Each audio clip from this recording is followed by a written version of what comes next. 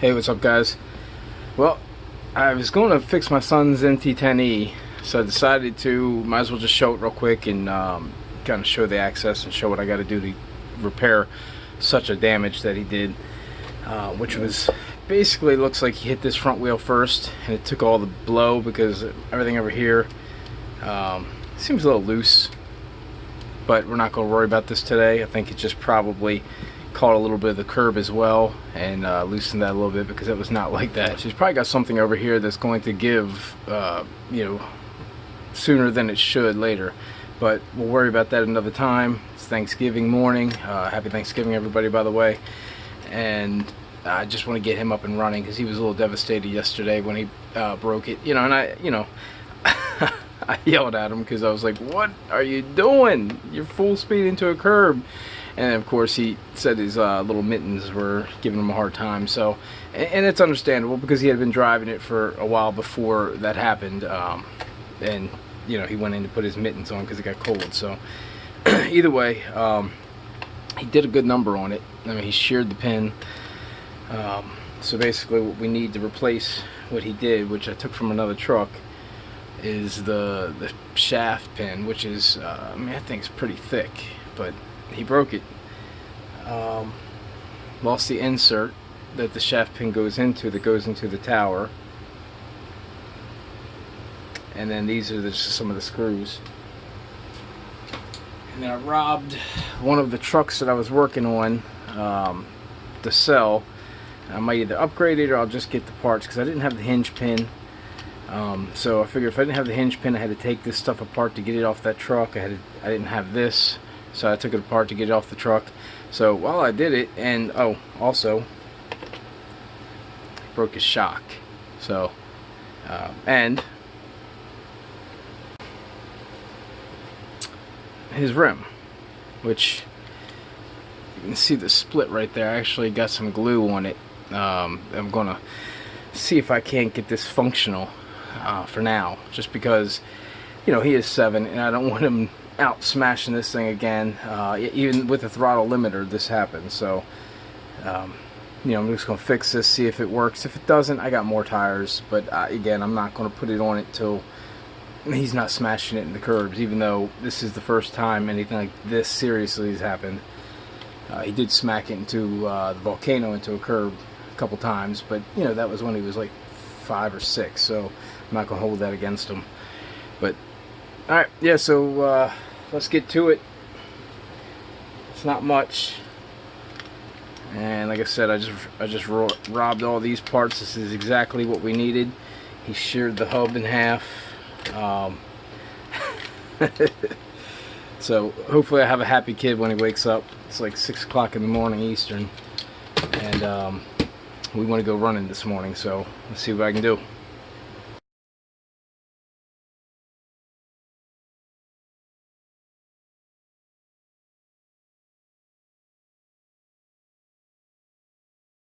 I'm going to try this the lazy way first. I'm going to try not to have to take this off because I don't have, I think it's a 2.5. I don't have my L bracket. I stripped the head of it out, my L Allen. So I'm not going to be able to get in there without having to remove all of this. And man, it's 6 something in the morning and I'm not really trying to spend, an hour and a half ripping this thing down. So we're going to try this shortcut and see what happens. I'm not sure it's going to work. Might be doing it anyway. And I'm only removing the 2 screws right here on the front. These are the 2 that hold it on. There's 3 of them that hold it onto the front. It's these 2. This is a shortcut, guys, so if this does work, you may want to take it all the way apart if you haven't done this before. I have taken these trucks apart a few different times, so I'm due for a shortcut. Man, I tell you what, having the right tools helps. The Allen key's killing me right now. This might work enough to hold it for me. Just need to kind of hold it at an angle. It is stripped out a little bit, but this is just a nut that you have to remove, no big deal. So it's threaded through here. We're not trying to back that out, we're just taking this off. so that worked.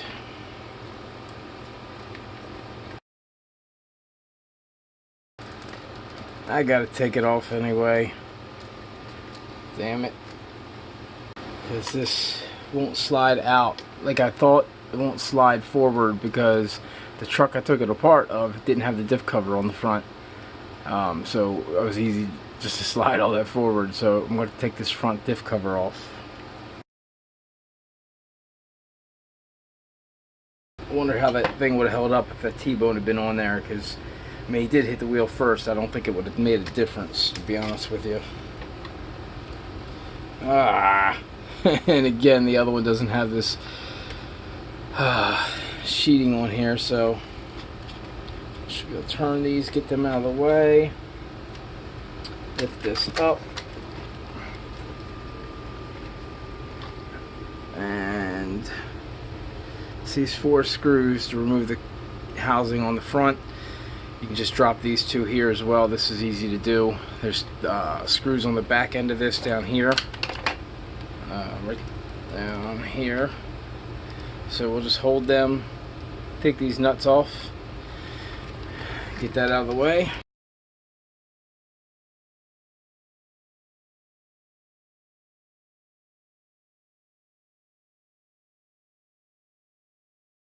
There we go. Alright, so that gave easy access to that.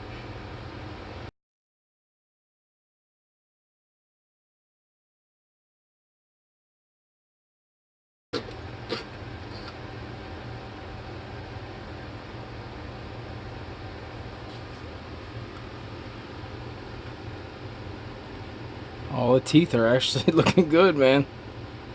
Check that bevel pinion too, but I don't see any breakage.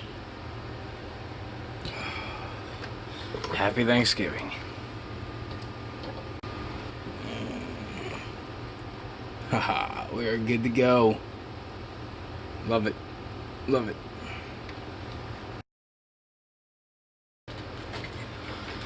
So now, this should allow us to pry it, get a little bit of room here.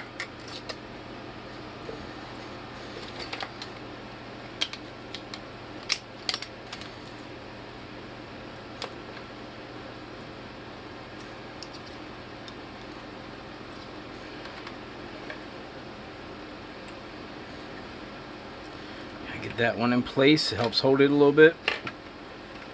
Make sure you put your arm on the right way. There is a wrong way, obviously. So I think it's flat end forward, which yes, it is. The shock is going to be in my way for a few minutes. Alright, we'll put this bottom one in last so we can see what we're doing here. And that helps get rid of that.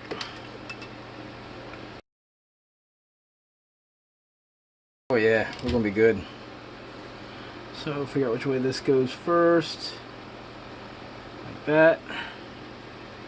I'm gonna have to hold this and lift this. And again, guys, it's 2 more screws, but then you just get a mess. It's all in your hand, then you gotta put it all back in. Right now, all my screws are in place. I just gotta slip this fat end over top this hinge pin, like so.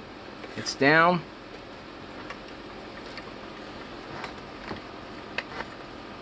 And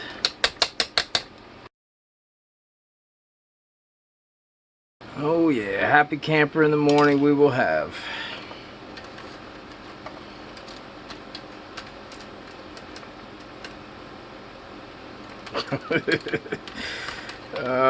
Here we go. Like so. Alright. And remember to take off the right side of the other truck, meaning correct side. It's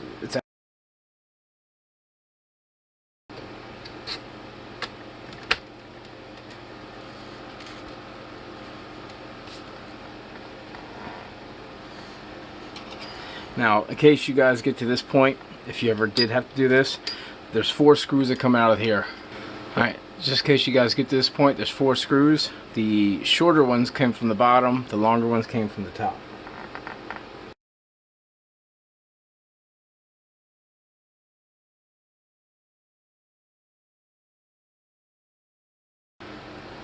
Not bad. That's going to be under a half an hour job probably total if I sat down and just did it with everything in front of me. Considering what was broken on it. Of course, if I had the parts, I could build it in maybe about 40 minutes because you'd have to put the pivot balls all in and stuff. Alright.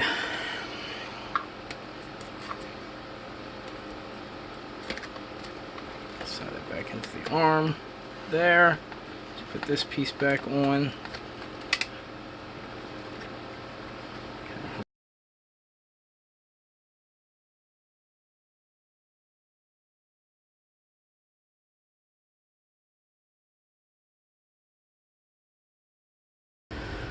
Alright, alright, alright. We are rolling. And I did something wrong. Damn it, guys. Are you goddamn kidding me right now?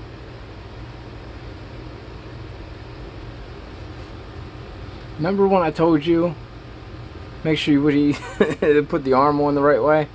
Well, I didn't. I had it at one point. I think when I flipped the arm around, I went to go back on it. I thought I had it in the hand the right way. God damn it, guys. So with the video magic, I'm going to make this just reappear, lose a half an hour of my own time, and we will be back with this where we are now and the arm on the right way so we can finish. As promised with the video magic, we are back on, everything's the right way now, and we're ready to continue. It took me 10 minutes to switch that around, which was only dropping this back off, taking the 4 screws off, pulling that back out since I hadn't tightened them back down yet.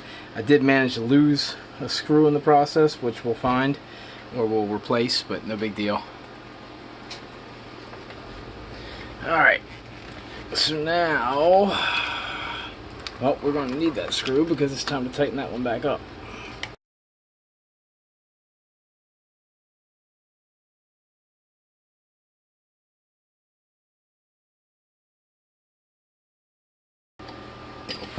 Happy Thanksgiving. Happy Thanksgiving. Come here. Check this out. What? Wow. That's all you got is wow? Nothing else? No. How about it's fixed? Wow. Wait. I forgot this. Wait, this is fixed. It is fixed. This was what it looked like last night. Wow, that was quick. Mm-hmm. Happy Thanksgiving. Down there and say, who's the best daddy in the world? Him. Him. Alright. I love you, buddy. Me too.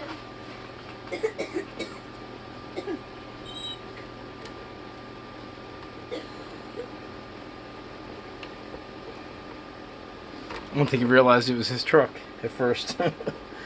He's like, wait a minute. Wow. Okay. Plus, he didn't get a chance to see all the damage. The tire was stolen last night.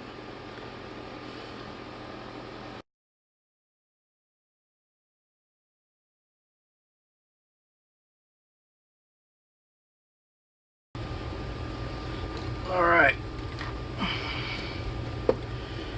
And that is it. We are done. And without an error, that would have taken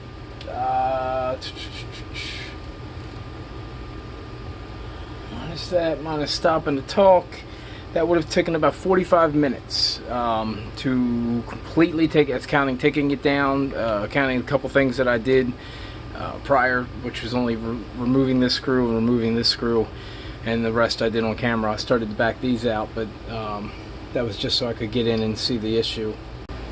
So this just rehashes again, not that I needed it, but this is one of the easiest trucks you can get to work on.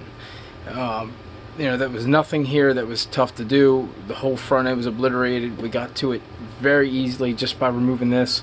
We could have, if you got the right tools, you can get your little L shaped in there and get that off. If you have the slide style motor mount, it makes it a lot easier just to remove the 2 screws on the slide style pull this off, set it off to the side, and access some screws, which is how I was able to get it off the other one so easily and didn't have to think about that. I'm missing my nut here. I gotta put my nut on also. But it is one of the easiest trucks to work on, man. And once this is a new truck to him, this is only his like 4th, 5th time being able to take this thing out. I bought it used off somebody in my Facebook group, and it's been a good truck for him so far. He hasn't had any issues other than this. I did put a center diff in it, but that was because I think the issue that when I bought it, the guy was getting rid of it because he had a geary sound, which it wound up being a couple teeth on that center diff missing. So no big deal there. And it's a truck that we can build and upgrade, and I can put stuff like that on it as we go along. Alright, real quick, also much easier to do when it's apart. Don't be me, I forgot to put my spacer in, and I don't know if I'm going to be able to get it in now. Oh, here we go. It just snaps in there, fills that gap. Perfect. Cut some of that play out. See, this is how the arm should feel. I mean, there's a little bit of play there, and that, stay with me here. This thing could have been reamed out a little bit here as well, where the pin snapped at. So my BE6S does not have this play right here. It's got a little bit. It's got maybe like that, but not that. But definitely not that. So this will be the next side we address. Again, he's 7 years old. This truck's way too powerful for him. I got the throttle limiter on it for him, and he has a great time, man. He can drive my big trucks. I just got to watch him. You know what I mean? I can't put him in a parking lot. Not that he's going to smack the curb and hopefully he doesn't have gloves on, but I just can't turn him loose in my neighborhood with these trucks because, neighbors' cars, my car, things like that. It's just dangerous. So be careful. Make sure you know your child. Mine's been at it for a while. He just gets a little carried away.